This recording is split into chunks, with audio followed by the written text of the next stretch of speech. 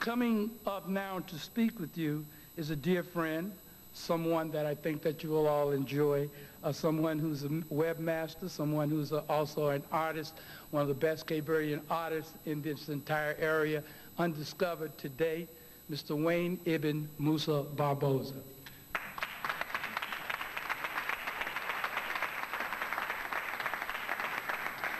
Good evening, ladies and gentlemen, honored guests. I'm not a speaker. I'm an artist, I'm a craftsman, and a friend of Eddie's. And I can't tell you what I'm doing here other than he asked me to give a few words. And he wanted me to specifically teach on a dollar bill. The reason why I thought it was odd, but since it's George Washington's birthday and we should celebrate it in some manner, I'm asking everybody out here to take a single dollar bill out their pocket. They only got hundreds.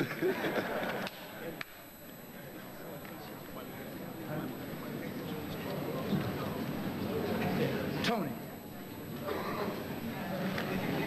George Washington. Yeah.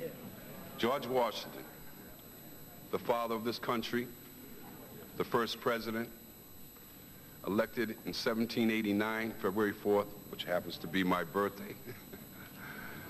He's on every one of these, and there's a reason for it. We know him as the first general. We know him also as one of the largest slave owners, and all his wealth and power came from that deeds. So he owes us a little bit too. So I brought this dollar out for a reason. Not that I'm going to try to rob everybody here. But if you notice, not only is there a picture on the front, this picture's all over this. And I'm bringing it up because I know that $533 billion is spent in our communities.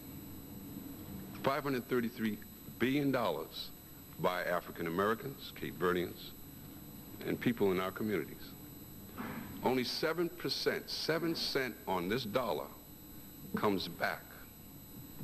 Why? Because we don't know how to use it.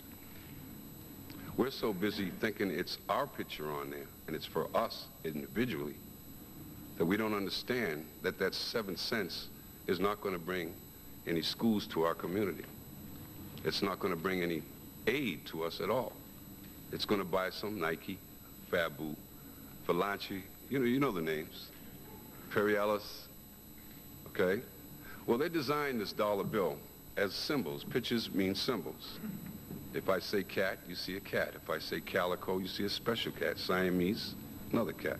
Dog, you see another animal. Pictures say words. And this is what we're going to try to do. Turn the dollar bill in the back. You notice that there's a pyramid in one of the circles. The pyramid is set in the wilderness, and it has 13 steps. On the base of the pyramid, it says 1776. Now, it isn't a coincidence that we had 13 colonies and we established America at that time. And it isn't a coincidence that it's in the wilderness and that there's a shadow under it. Evidently, the eye or the apex of the pyramid is glowing, and all around it is light. We cannot see anything without light. And as George Washington said, I cannot tell a lie. So he took the first page of this Bible, or this dollar, and he wrote everything called history as we know it. This is the currency. This is the juice. On the back, you see that pyramid with the apex represents a nation that rises out of a nation. It's an apex, a complete pyramid of its own. It shed so much light on the nation that it established it, that it cast that shadow. On the other side, we see an eagle. The eagle could have been a turkey, but they chose an eagle.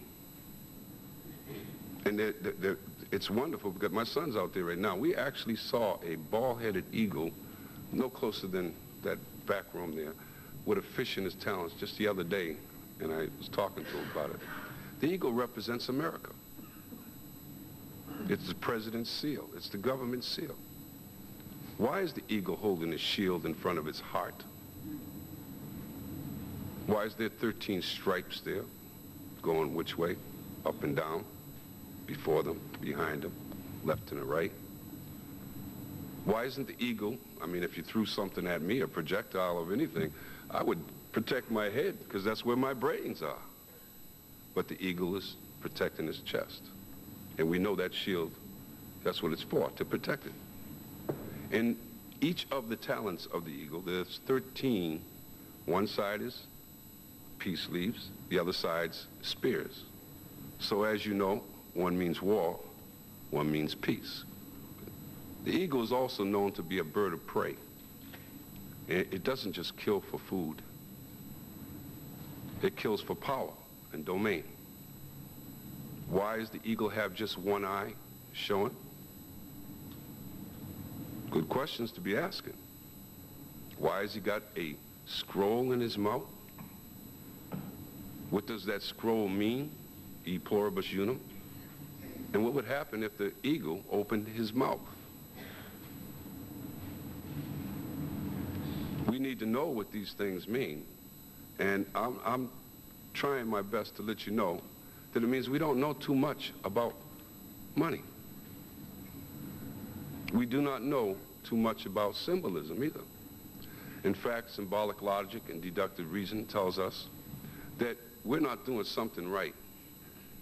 23.3 million fathers in America have nothing to do with their children's lives. Where's the mothers? Well, plenty of them are on welfare. They get these. They get Section 8, they get food stamps, they're taken care of. But when welfare was established, they said, get the guy out. Now we have a bunch of thugs, drug dealers, convicts, in prison, out of prison, violent, misbehaving children, raised by the state. They don't understand money either. They don't understand family. They've lost knowledge of themselves. They've lost knowledge of themselves, and they're living a beast life. And those who have the secrets, those keepers of the secret, like Malcolm had said, Plymouth Rock didn't land. We didn't land on Plymouth Rock. Plymouth Rock landed on us. When Eddie asked me, did I know about these 4 graves out in Plymouth, I says, I'd be glad to go check that out. I would love to put a picture of that on the website. I've never felt so spiritually moved when I moved. Where we parked, Eddie? He says, right there, there's graves. I looked, we were in the wilderness. There's nothing there. It's on the side of a road. He says, no, a little deeper. We went in the woods, and there it was. 4 little pieces of stone. It looked like somebody had just cleared it out a little recently and had a little fence around it of 2x4, freshly painted, freshly cut brush. Evidently, there was a lot of brush there before we got there. And I could see, or I should say, I could sense something spiritual going on while we were there. I felt as though a haunting was taking place, because now all the things that were interesting to me and all the things that I was working on in my life couldn't even come close to what we had discovered.